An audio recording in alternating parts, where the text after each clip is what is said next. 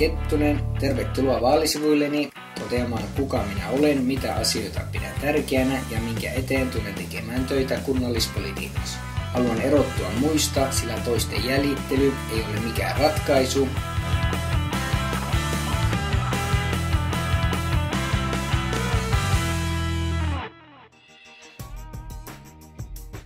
Olen vahvasti sitä mieltä, että oppimisprosesseista on tultava näkyvä ja selkeiden tavoitteiden luokittelema. On erittäin merkityksellistä nähdä opetus oppilaiden silmiin.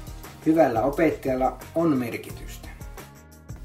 Urheilu ja yleinen liikkuminen lisää todellakin jaksamista koulupenkillä. Lahjakkaille urheilijoille on tarjottava jo yläkouluiästä lähtien mahdollisuus harjoitella kansainvälisellä tasolla. Tänä päivänä saavat lahjakkaat urheilijat osaavaa valmennusta liian sattumanvaraisesti. Nuoren urheilijan menestyminen on riippuvainen valmentajan ammattitaidosta.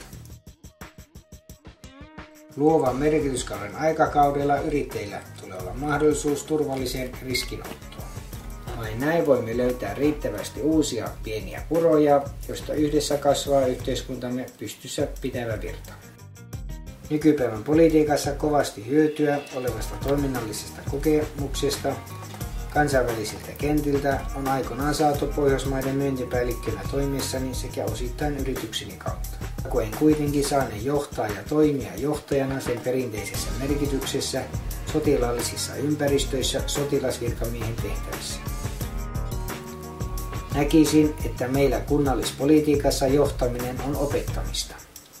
Mottoni on, jos nyt menee kunnolla hyvin, ensi vuonna on mentävä entistä paremmin.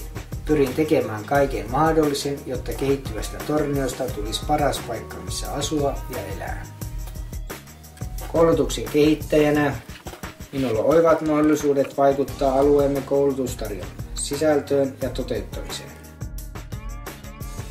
Kunnallispoliitikkona olen vastuuntuntoinen ja valmis työskentelemään lujasti kuntalaisten kanssa sovittujen päämäärien saavuttamiseksi.